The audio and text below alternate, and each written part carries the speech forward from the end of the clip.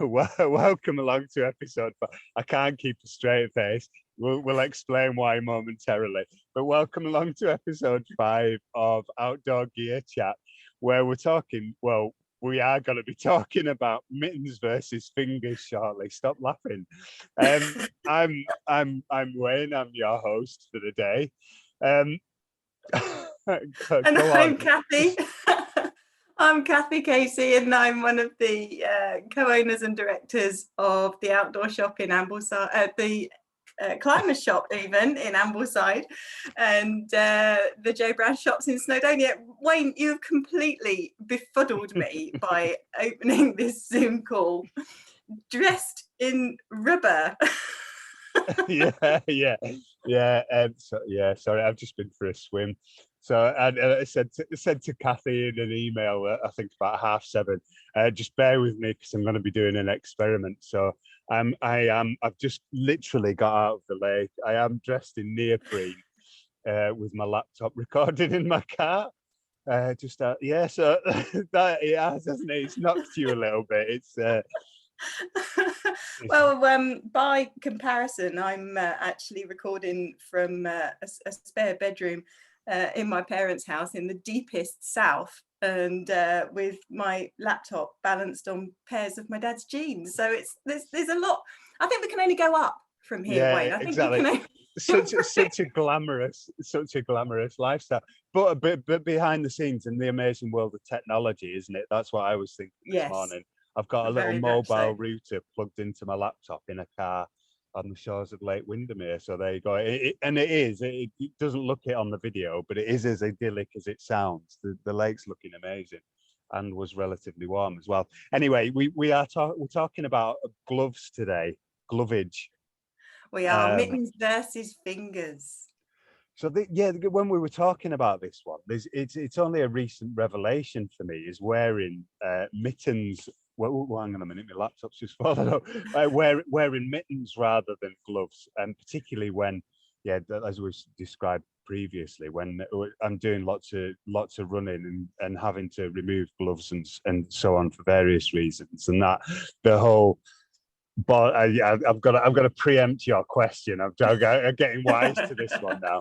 Trying to get multiple fingers into the gloves when your dexterity just isn't there, isn't it?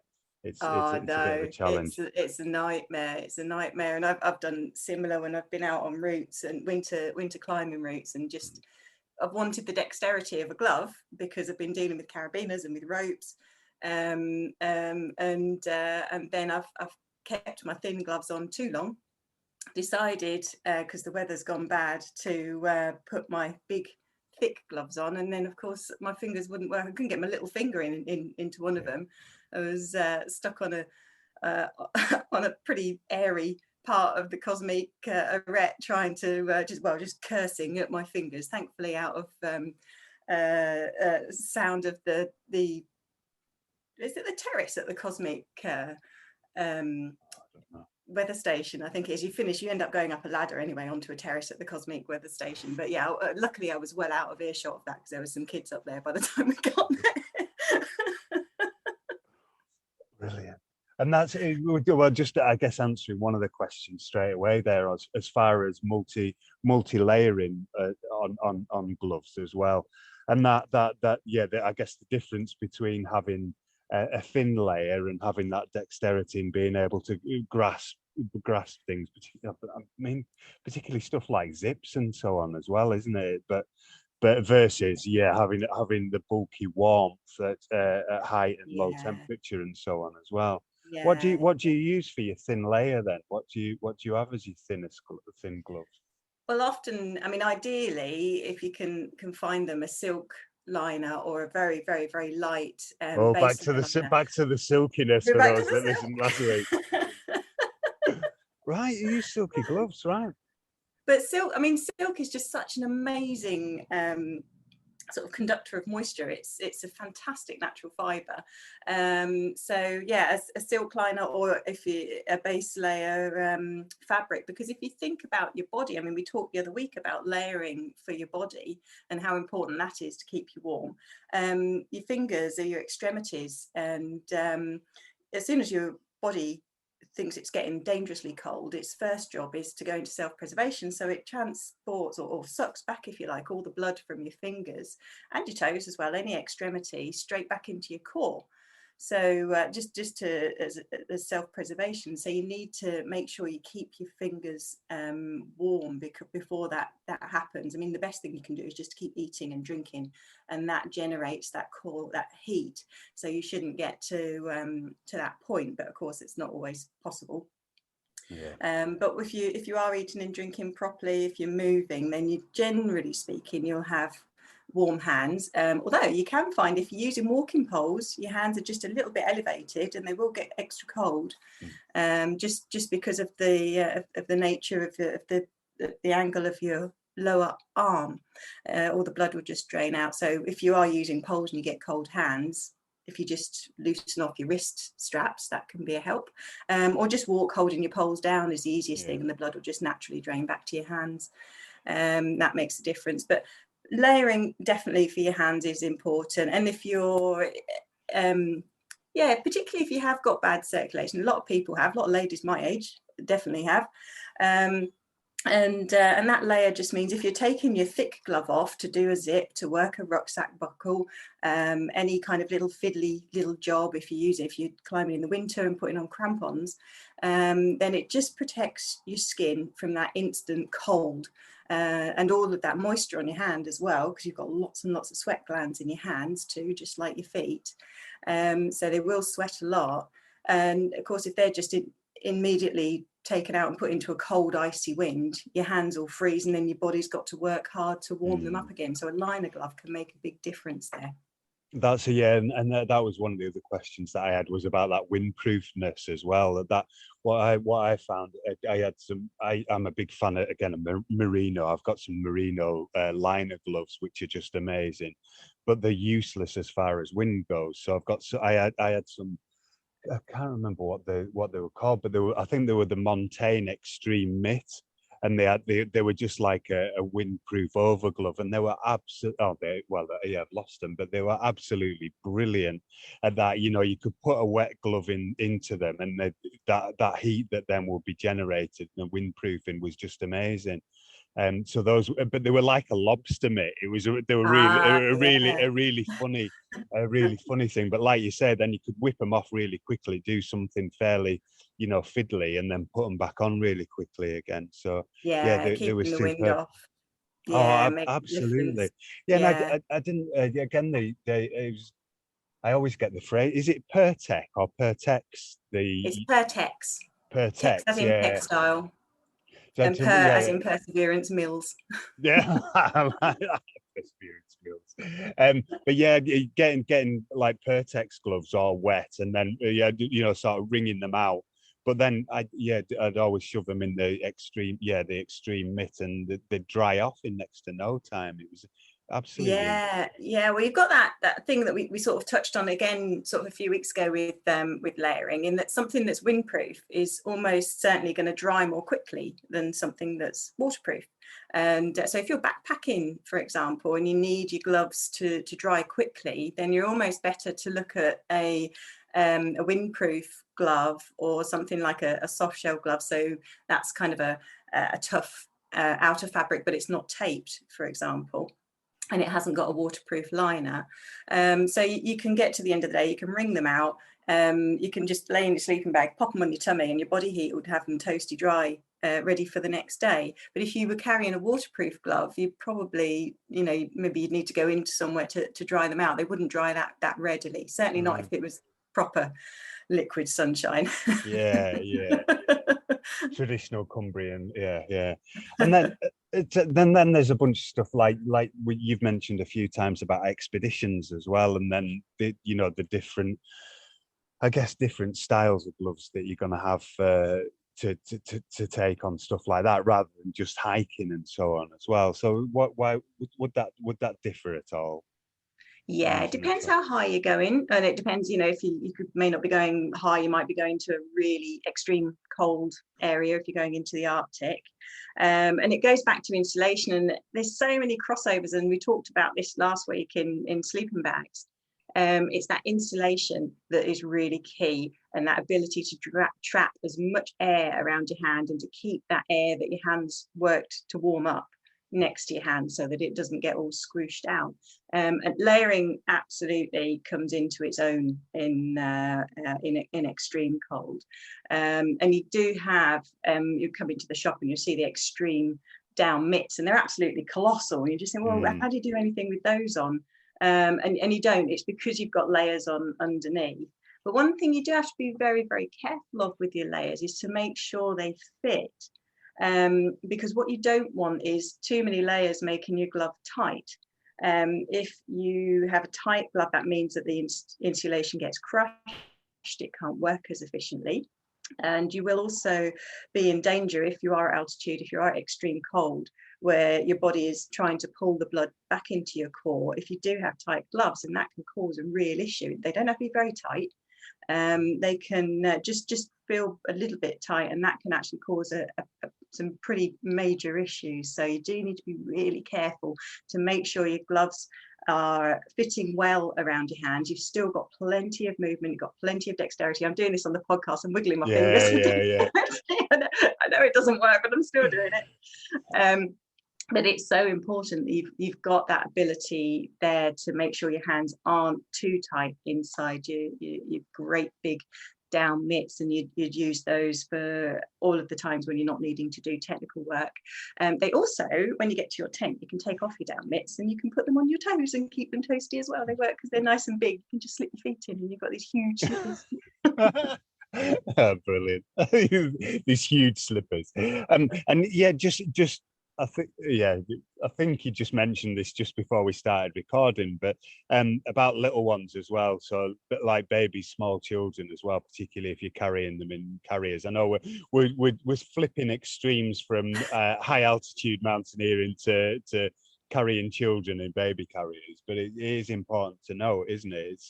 Yeah, it is. If you are carrying children in a carrier, and like us, quite happy to go out all year round. In fact, in some cases, it's personal sanity to carry on getting out all year round. Yeah.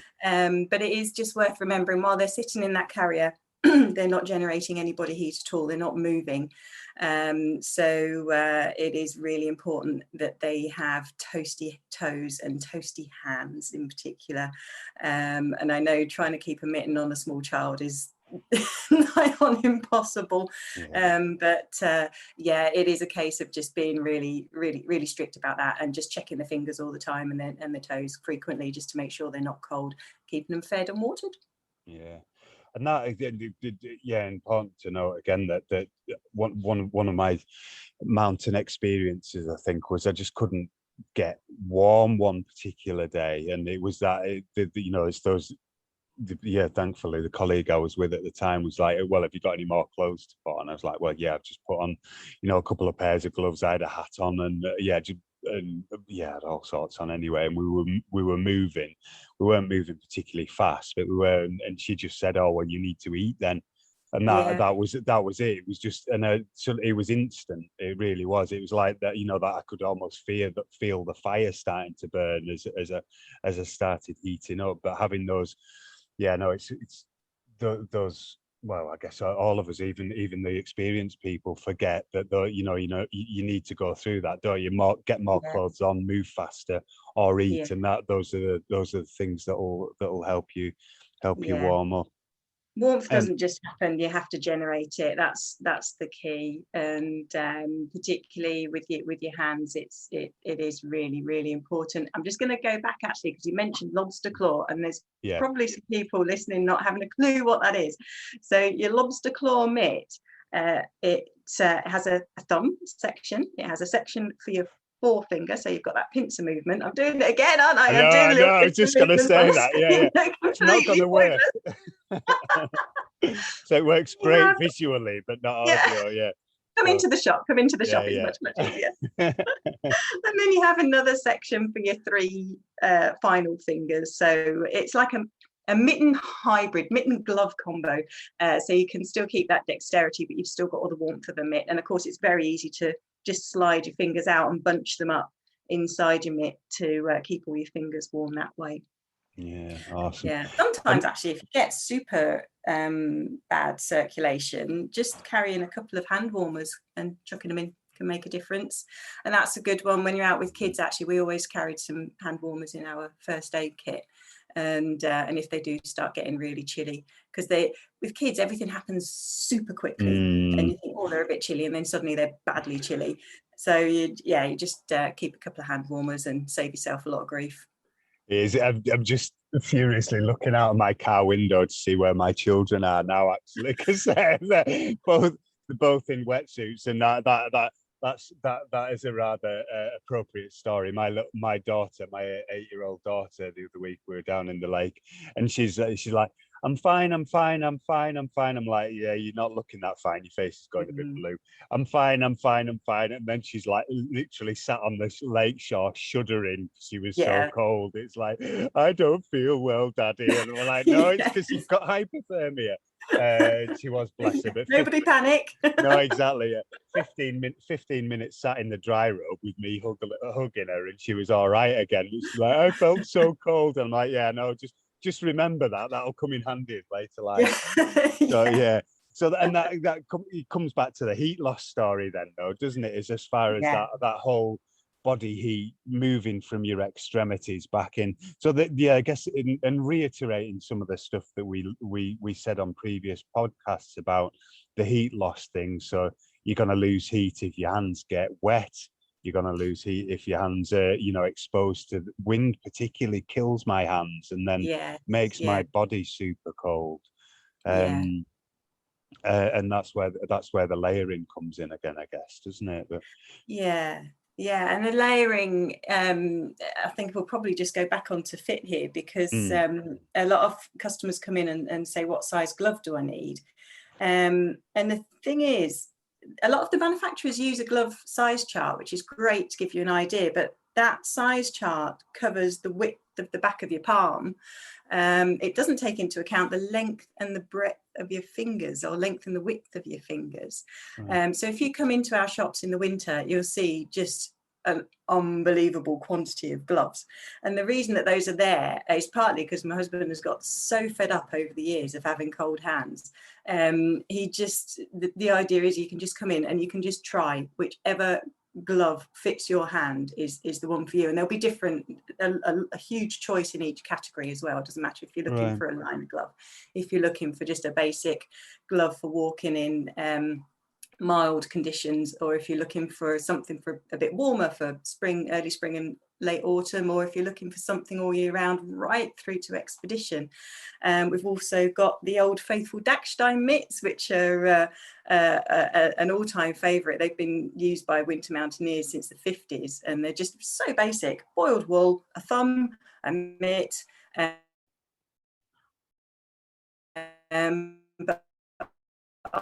keeping hands. People buy those as a backup because, as you just mentioned earlier on, gloves are getting blown away, getting wet, and if you've got multiple pairs, that's a really good way of keeping your hands dry during the day. You're never going to keep your hands completely dry, whatever the marketing companies tell you. You've got a great big hole in the top of your glove. You have to put the hand in.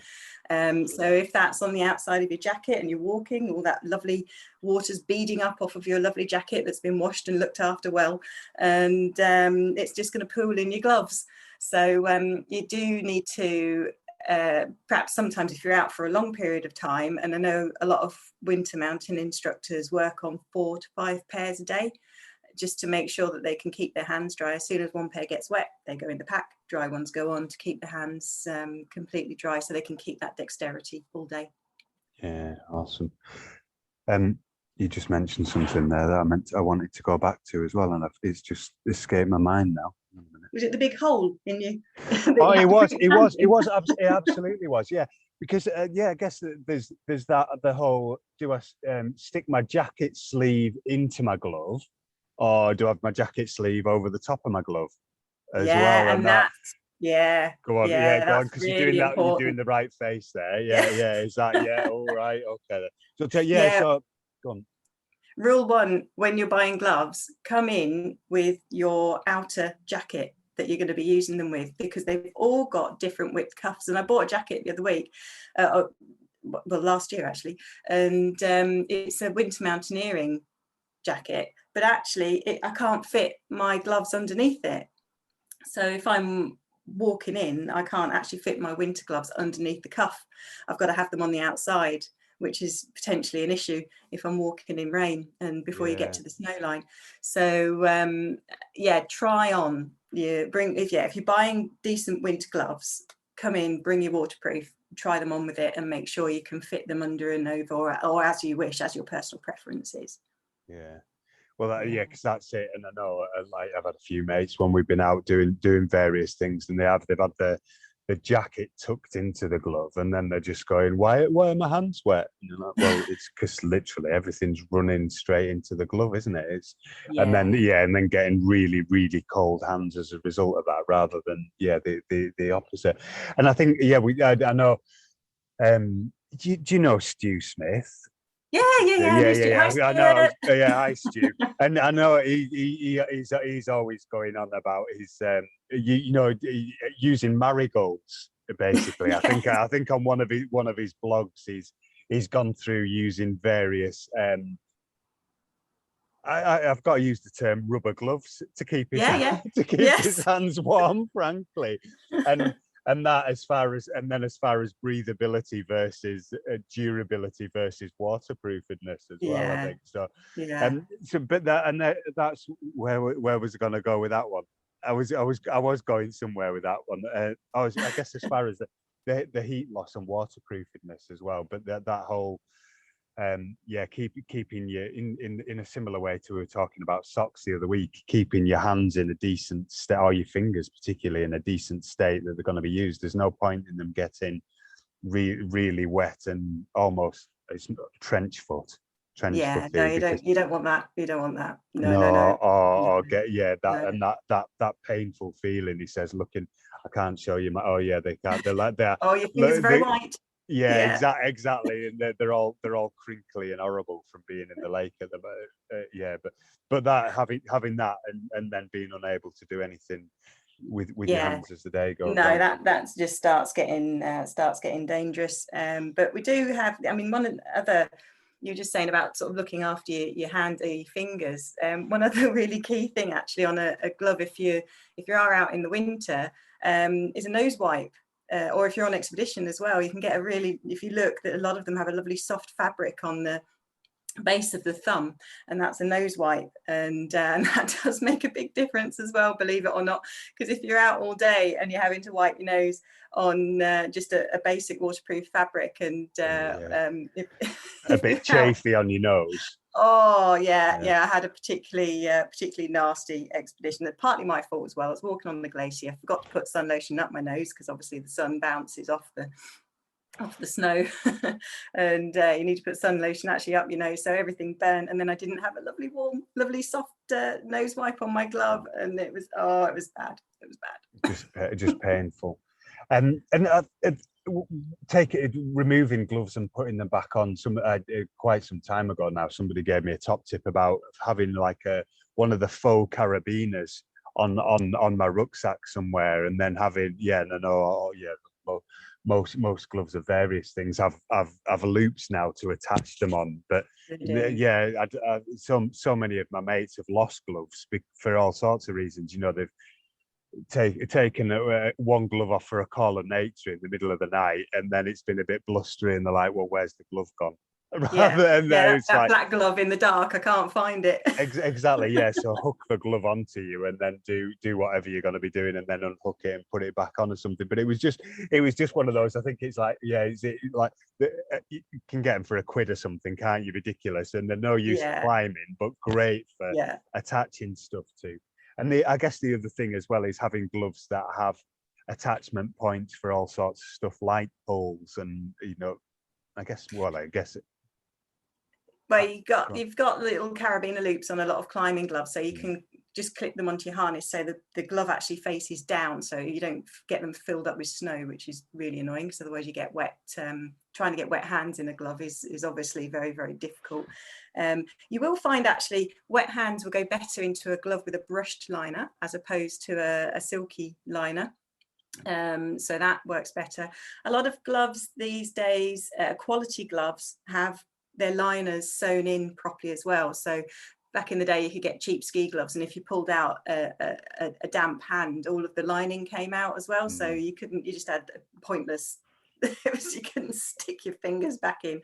Your gloves were next to useless. It took hours to get them back in. So things, in fact, if you see Gore-Tex gloves, they're tested with a liner retention gizmo as well. So that can't happen, or certainly shouldn't happen with them, unless they've been very, very, very well used. But that actually explains also there's a lot going on inside a glove that you don't see, because you've got a waterproof liner sewn in there, but you've got a liner fabric. Sometimes you've got an insulative fabric across the back of the hand, because that's where we lose a lot of heat. If you look down at your hand, you can see the veins. So your veins are close to the skin, surface of the skin, and that's how you lose heat so quickly. So you've got, I've totally lost the thread of what I was talking about now. You're gonna have to remind me. Yeah, it's the makeup of the glove, wasn't it? That's right. There's a lot going on in there. Yeah. You've got your line, you've got insulation. That's right, insulation over the back of the hand, and all of this is in panels. If you pick up a technical glove in one of the shops or any shop, and you count how many panels are involved in making that glove, there is an incredible amount going on. You can have anything up to 20 odd panels just on the outside. That's not what's going on the inside as well, because a lot of gloves will also have stretch fabric in between the fingers as well to allow for dexterity. And then you've got grip as well. Some of them will have leather palm, some will have a man-made fibre palm. If you're not keen on leather, then the man-made fibre is obviously better than heavy-duty polyester. You've got sort of super tactile leathers as well, like Pittard's oil tack, and you touch it and it feels a bit weird, but my goodness, if you're out at scrambling, for example, it's absolutely brilliant for that. And that particular leather actually comes from a sheep. But if you want a tougher leather, then you go for a goat leather on the palm of your glove. And companies like Pittard's are a huge leather manufacturer, and up until last week I thought they were an American company. They're not. They're based in Somerset. But they actually, during the tanning process, they'll actually tan the almost like the fibers of the leather. They'll add in like ceramics into the fibers of the leather to make their armor tan leather, which is like super, super tough. So all of this is going on. You're standing there thinking, crikey, that's a bit pricey. And you've got all of this going on in your glove, built around a 3-dimensional 5-fingered claw design. So it's quite amazing, really. Another question we get asked a lot is why can't I use my phone with my gloves? Yeah. People have got their gloves. They're trying to use their phone for the navigation aid or whatever, and it doesn't work.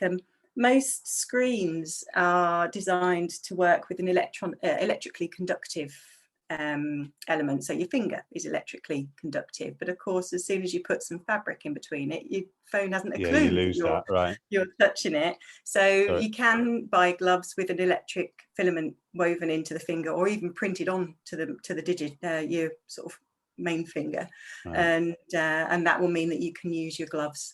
You can use your phone with your gloves happily. You can swipe and tap and do whatever you want. Sorry, my confused look is just trying to process what that all means. I'm just, it's like, can you just, I know, it just blown my mind. It's a regular phrase for me, is that? But it's just like, I can't cope with that.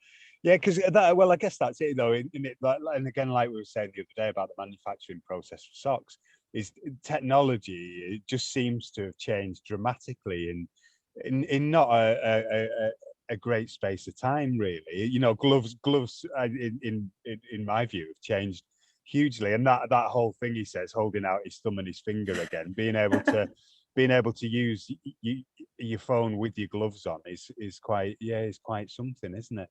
And what I'm holding up my forefinger especially, but I could, just because my Montaigne gloves again. I've got something on that finger. But what is Yeah. it? What's it made of? Is it silver or something again? Is it Oh, magic, it's or special is it just? secret filament. Oh, excellent! I love that. I That's haven't brilliant. clue. Well, I I don't know. know. Yeah. No, you've ruined the illusion now. Like trade secret. You should have just Yeah, I left could it. tell It's a you, trade. but Yeah, exactly. We'll just leave it at that. And then it's just magic. It's magic thread. yeah. Well, I'm happy with that. It's witchcraft. It's just witchcraft, way, and that's all you need to know. That's most of my life works on that basis. It's magic. It's just magic. And then maintenance as well. We've got to mention maintenance of gloves and making Yeah. sure.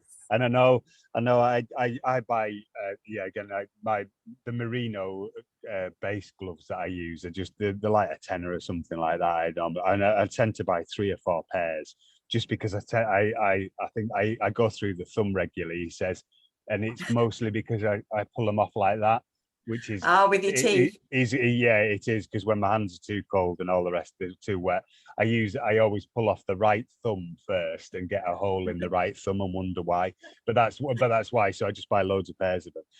But yeah, and I have lost pairs of merino gloves because I've dried them out on a radiator. Yes, yeah, And yeah. then They come out elven size. yeah, and then suddenly wondered why I've got gloves for a 6-month-old child. But yeah, I guess it was leading into maintenance of gloves just Yeah. generally. Again, it's similar process, I guess, is making sure they're looked after, using nick wax, tech wash, that sort of thing on a regular basis if they are. Yeah. Washing them. Mountain Equipment have got a brilliant section on their website about how to look after gloves, and so washing definitely. If they're a leather, give them a treatment, just to keep the leather supple. That makes a difference. Sew them up. If you get a hole, my current running gloves I've had for years, they're my old favourites. I think probably they're getting to be more sewn repair than original glove. Yeah. Actually, I can't get rid of them, but I might have to bite the bullet on that one. I've got at least 1 or 2 more repairs. Yeah, I can do it on them. Yeah. And keep them going for as long as possible. The Mountain Equipment actually also gives some really good ideas about what to do with your gloves when you don't want to use them anymore. So, for example, you could donate your little 6-month-old merino gloves to a friend who's got little children. Yeah. But there's all sorts of ideas there about repurposing, reusing, and passing them on to people who or just relegating them to garage gloves or paddling gloves, or sticking on with the dry robe gloves, whatever. Just keep them in use and keep them out of landfill for as long as possible, because there's a lot in a glove. There's a lot of probably oil expended in making them overseas and bringing them into this country. You can find gloves now with recycled content. We're starting to see gloves coming through made of recycled content, definitely. But probably the key one at the moment, while they're trying to sort of improve the recycled content in gloves, is looking for ones that are made in a socially sustainable manner. So you can look to the Fair Wear logo, and that will show you that they've been made in a factory where workers come in to work every day of their own volition, and they're paid a fair wage for the skills that they are using. Because if you just if you try and make a glove, even just cut out 2 pieces of fabric around your hand and sew those together, you'll end up with holes. You'll end up with something that doesn't fit around, where as soon as you move your hand, your stitching's probably going to go through. It's really, really, really tricky making a 3-dimensional product around to fit around a hand. So there's some huge skills involved in that. Oh, cool. So yeah, I think I think time-wise we're about there, aren't we? So that unless there's anything pressing that we haven't mentioned, I think we've seamlessly gone through everything. Nicely done. Well, gloves, they're very handy. I think my pun was better. Yeah. I mean, let's get more puns in. When it comes to mittens versus fingers, your mitten is always going to keep your hands warmer for the same amount of weight. So if you suffer from cold hands, have a mitten in your collection, and that will help keep them warmer. Awesome. And just right on cue, my daughter's just knocked on the car window, so let's go. Yeah, but yeah, if you have enjoyed this, obviously I am swimming Windermere one way in aid of the brave they trust in August. He says, still sat in his wetsuit shivering. So yeah, if you do, if you would like to sponsor me for an amazing local cause to the Lake District, then please do so. That's Wayne's Windermere One Way, I think it is my Just Giving page. Yeah, there'll be a link in the show notes for that, and there'll be links to our buyer's guide to gloves, and there'll also be links to our supplier websites with loads of amazing information about how to look after your gloves and what to do with them at the end of their life. Awesome. What's the website again? Just the website is www.climbers-shop.com. And then for all of the information, you can find that on www.joebrownoutdooracademy.com. Awesome. And we'll be back soon with the next series, I guess. We're going to be doing these in rounds of 5 or thereabouts, aren't we? And that's I think hosting this one with you entirely in neoprene, Wayne, is enough. I'm going to take a break and what I'm trying to say. But we will be coming back with more podcasts, and we're really hoping some special guests that are super knowledgeable, that can share some super nerdy information, and also some really proper real world information as well. Awesome. Folks that are just use the kit in some pretty extreme environments. Awesome. And hopefully we'll have one that's entitled "I love the smell of neoprene in the morning." So we can we don't sell wetsuits, Wayne. Sorry, no. Can't do that one. Oh, sorry. Yeah, moving rapidly on. Anyway, so if you've enjoyed it, please do give us a like, a subscribe, and keep an eye out for our future podcasts.